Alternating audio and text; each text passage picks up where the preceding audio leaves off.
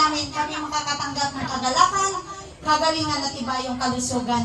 Ang pagpapala mo din, Lord, siksik-liglig at nag-umapaw, we decree and declare, O God, sa buhay ni Mami, babalik ito ng higit pa sa kanyang inaasahan. Salamat, Panginoon! At sa iyo lang ang pinakamataas na parangal papuri sa dakilang pangalan ng Panginoong Hesus. Amen. Amen. Bago tayo kumanta ng happy birthday, dahil tayo pinagpala, dahil sobra talagang na nag-uumulan nakaraang linggo, pero ito, binigyan tayo ng Lord para magkatipon-tipon tayong lahat. Makinig tayo ng isang maiksing word of God na bago natin busugin ang ating physical na mga katawan, ay busugin muna natin ng salita ng Diyos ang ating spiritual. Okay? Makinig tayo at ihahatid sa atin ng aming pinsan, si Sister Marlene Guarchario. Ay, hindi na pala. Walang pala. Okay, good afternoon po sa lahat. Ako ay si Ate Marilyn po. Nandito po kami, hindi po aksidente kung bakit. Nandito, nagkaroon ng mansion si Inday Jo. Diba? Declare. Amen. Kailangan pinapagpisan natin ang ng Panginoon. Sige, ganito po tayo. Kasi kalimitan po, ito po talaga ang ginagawa kapag may gawain. Kailangan po natin na i-declare natin si Jesus ating Lord and Savior. Sino po gusto ditong tanggapin si Jesus bilang ating Panginoon at sarili tagapagligtas? Kasi si Jesus lamang ang tanging daan at walang ibang pupunta sa Ama kundi sa pamamagitan ni Jesus lamang. Sabi nga, ang lahat na tao ay hindi matatawag na anak ng Diyos hanggat wala po tayong relation sa Panginoon. Kaya, ang aking sinishare sa inyo, ito po yung word ni God sa atin. Dapat tayo lahat ay magkaroon ng relationship sa Panginoon. Kasi, sabi ko nga, ang lahat na tao ay hindi mo matawag na anak ng Diyos hanggat wala tayong relasyon sa Kanya. Kaya sabi niyo sa salita niya, kung ipahayag mo sa iyong mga labi na si Jesus ay Panginoon at siya ay namatay at muli siyang binuhay ng Diyos, tayo ay maliligtas.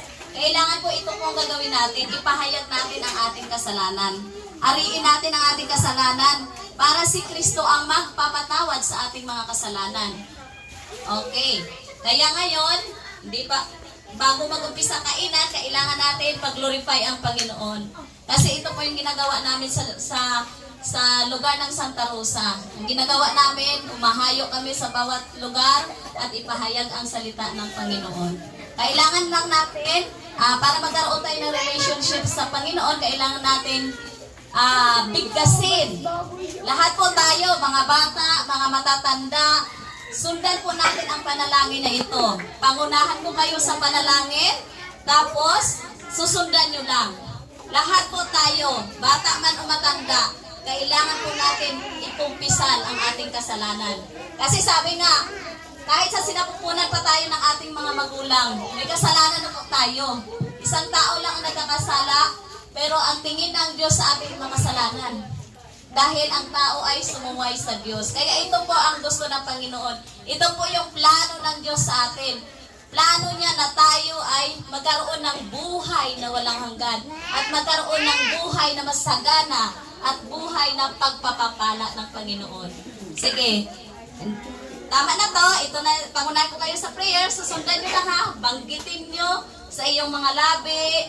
Lakasan nyo kasi ito po yung relationship natin sa Panginoon. Sige, pangunahin ko kayo. Panginoon, itaas natin ang ating kanang kamay. Isuko po natin sa Panginoon. Lahat po tayo, mga tita, mga lolo, mga lula. Kailangan po natin ito.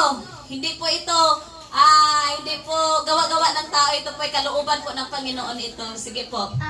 Panginoong Hesus, inaamin ko po na ako ay isang makasalanan. Patawarin niyo po ako sa lahat ng aking pagkakasala. Tinatanggap kita, Hesus, at ipinapasok sa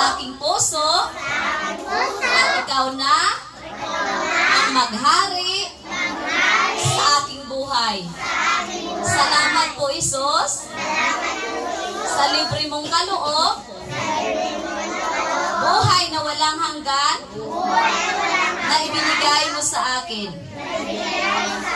Dalangin ko po, Isos. Puspusin niyo po ako ng iyong makapangyarihan, banal na Espiritu, upang ako ay makapamumuhay ng naaayon sa iyong kalooban.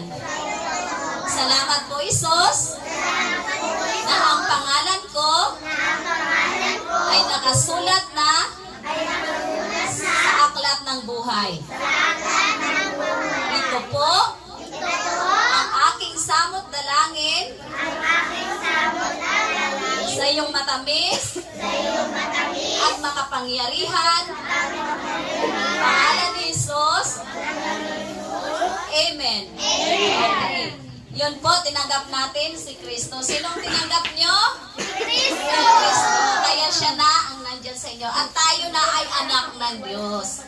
Tayo ay pinatawad na sa ating mga kasalanan. Kasi sabi ko nga, kasi nagpupunan pa tayo ng ating mga bulak, may kasalanan na tayo. Once na inumpisa natin ating kasalanan, pinatawad na tayo. Kaya siguro gutom na kayo. Kaya thank you. Sige, ako na lang. Prayer muna ako daya sa lahatan.